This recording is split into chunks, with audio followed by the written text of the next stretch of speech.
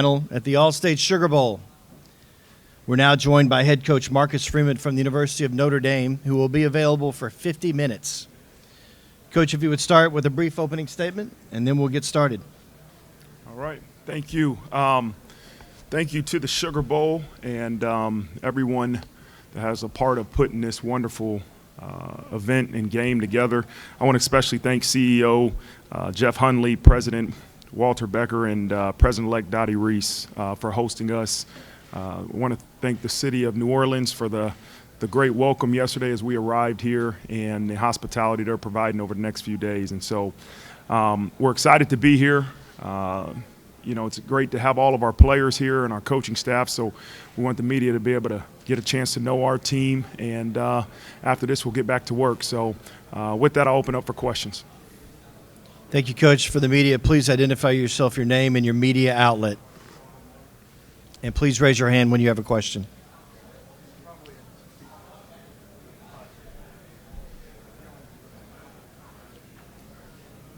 Thank you.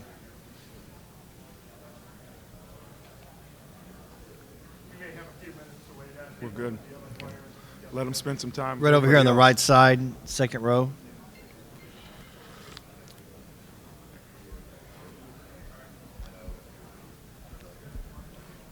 Chris Schumerth with Capital Sports Journalism Program in Indianapolis.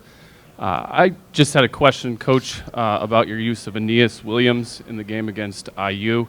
He was on the field in a lot of key spots.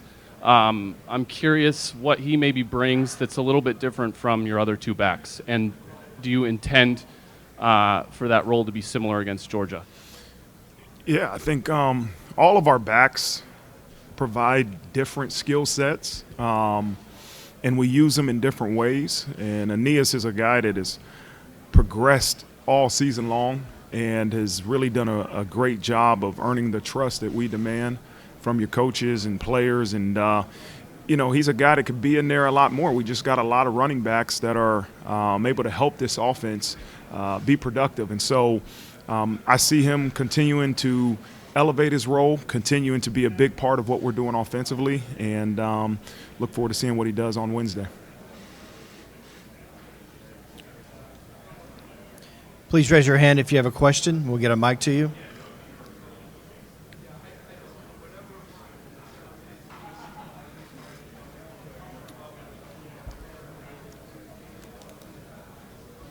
Right here in the front row. Hi, Coach. Ted Lewis from the Times-Picayune.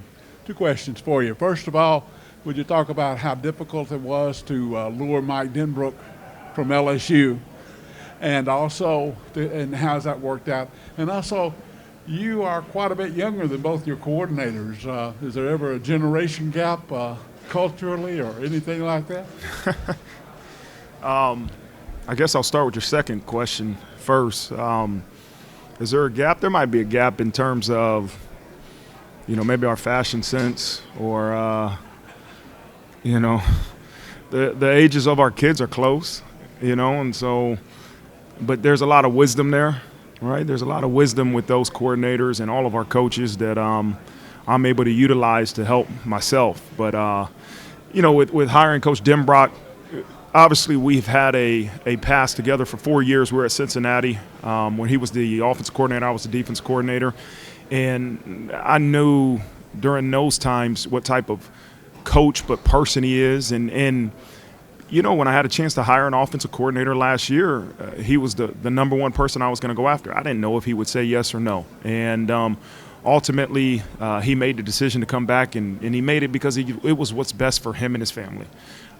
It wasn't the opportunity to work for me, work with me. It was the opportunity for him and his family being able to come back to South Bend, and that's what was best for them. And so we're extremely grateful. I'm extremely grateful to have him leading our offense, and there is a comfort knowing that our offensive coordinator is Mike Denbrock.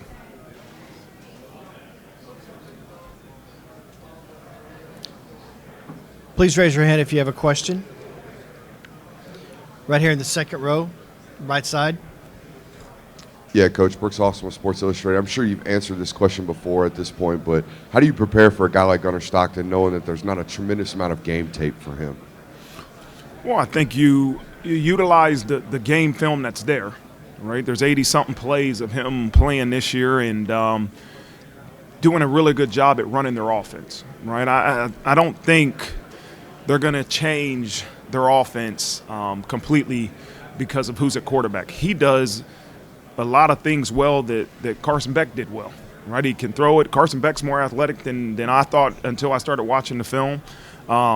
He can do a lot of really good things, and he makes great decisions in those 86 plays that we watch. And so I don't assume it's going to be that much different, but it's also a game of adjustments, right? We have to be able to see what they're trying to do in their plan of attack versus our defense and be able to adjust. And that's what, the game of football has been all year.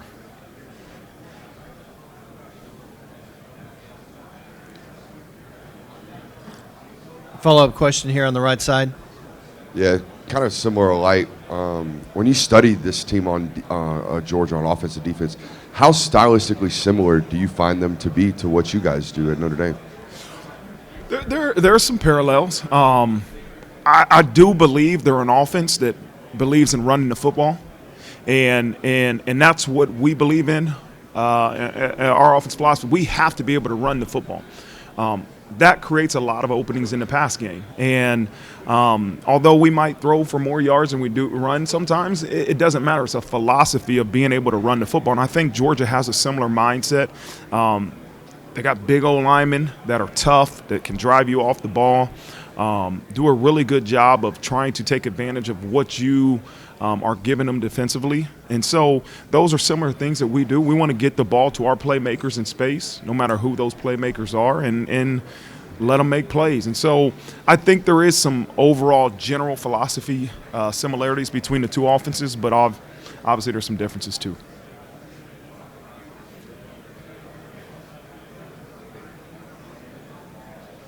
Right here in the front row, left side. I got another one there for you.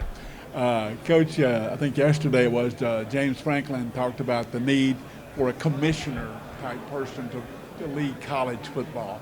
With everything going on in the portal and transfers and NIL, everything else, is there a need for some kind of centralized leadership in college football? Yeah, I think there's always a need for leadership, no matter what the organization is. How do we continue to enhance it? I don't know if there's just one answer for how you make college football better. I think it's a collective group of individuals and thoughts and a commissioner, and there's a lot of different things that I think could really go into the equation to enhancing our sport. And so I think everybody wants it to improve, but we also have to have empathy for all different sides. We have to have the understanding of the demands of our young people, academically, NIL-wise, socially, all the different demands they have on them. And then also understand the expectations we have as a football program and the football programs across the country. So I don't believe there's just a one answer to truly fix or enhance college football and college athletics. But I do believe we're progressing. I believe every year you're seeing enhancements and decisions made that I think everybody has, the mindset of how do we make this thing better. And I foresee it continuing to improve. And so I don't ever want the headline to be that Marcus Freeman said, this is what you need to do to make college football right. There is no one right answer. There's a collective group of thoughts and people that are continuously investing into this sport and trying to find a way to continue to make it better for our young people.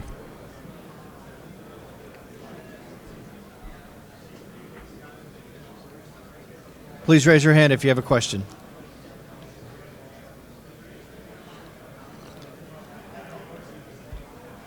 On the right side, second row. Hi, Marcus. So per CFP FastR, Trevor Etienne has some of the most, he has the highest third down usage by Georgia and then their highest standard down usage besides Carson Beck. How are you going to key in on him, and what does he present that's kind of a challenge to stop? Yeah. Trust me, it isn't just third down. It's first, second, and third, and fourth. I mean, He is a really explosive, very good football player. If you give him space, he's going to take it, and he's got the ability to take it the entire way. So he's a challenge. And he's a challenge in the run game, but also in the pass game. And so we have to know where all their backs are at all times. Like, they utilize their backs in really unique ways. And it's not just one guy. I think Etienne is extremely talented. He does a lot of things well, but they got a stable of backs that present challenges. So we have to know where they're at. We have to know where they're aligned and really have a great plan for the running back situation. Right side, second row. Probably something you've talked about ad nauseum, but just the loss of Riley Mills. Can you just allude to what he meant for your football team this year? Yeah, I think number one, he's a captain. He's a captain. He's a leader. That's the one thing that hurts you. You can't replace a captain, and you can't replace his leadership. You have to try to replace the production with multiple different people, ways, schemes, schematic things. It's not just going to be one person that's going in there to replace Riley Mills. You feel terribly for him as an individual, right? He came back to really lead this program to the position it's at, to improve his draft stock. And I believe in my heart that he improved his draft stock, and he's led this team to a great position. But now we have to be able to replace his production with capable guys that we have in this program. And so we've got some guys that have played a lot of ball behind Riley that will step up to the challenge and I believe do great things on Wednesday. Second row. Kind of like a similar question to my previous one. So Riley Leonard has your second highest usage on rushing plays. As we just talked about with an injury, how do you balance when you run him, because he's such a critical component of the offense, with trying to protect him from injury as you anticipate having 2 more games to play? Yeah, we know the ability that Riley has to run the football is something that helps our offense. It's not always a designed quarterback run. It's sometimes his decision to take off and make a play with his legs.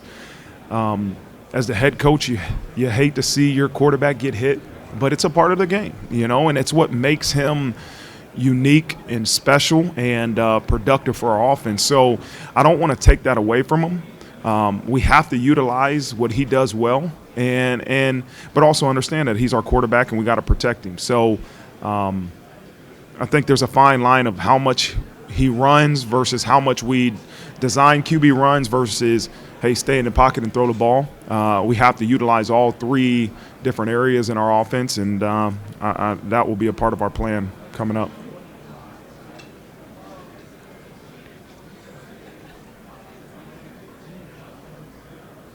All right here, right side, second row. Yeah, Coach, kind of more of a general broad question. When you look at Georgia offensively and defensively, what do you think their identity is on both sides of the ball? You can tell they're a physical, aggressive, attacking mindset. They're big on the offensive line. They run the ball. They got some good backs. And, again, they can throw the ball too, right? They got some skill that presents challenges. Defensively, again, they're big. They're big up front. They got multiple backers like they do running backs that make plays that are difference makers, and they got, good skills. So really balanced team. I think when you say what's their identity, I don't know what they want to be. I know what I see is a physical, sound team that plays with velocity, and it's something that we often talk about in our program is that at the end of the day, it's not going to be about tricking your opponent. It's going to be about playing with velocity, which would equals violence and, some other physical attacking words. So it's a really good football program.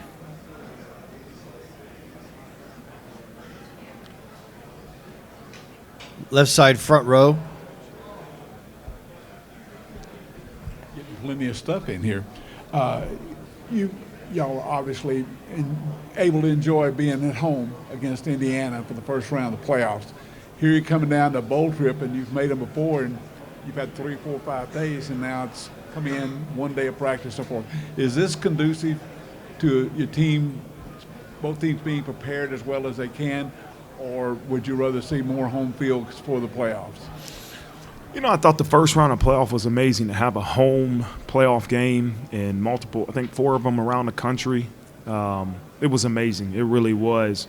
But you don't want to take away from the history and what makes college football special in these bowl games. You know, the Sugar Bowl, I think, is the second longest bowl in all bowls, right? And I grew up watching the Nokia Sugar Bowl, which is now obviously the All-State Sugar Bowl and the Rose Bowl and some of these famous bowl games that I think it's awesome that we're able to have these home playoff games in the first round, and you still keep the tradition and the history of these bowl games as you go into, you know, the quarterfinals and the semifinals and the finals. I think it's a great mixture. I think they got the formula right in terms of the location and you know, being able to play that first round at home or on a college campus, and then still keeping intact the history and tradition of our bowl games.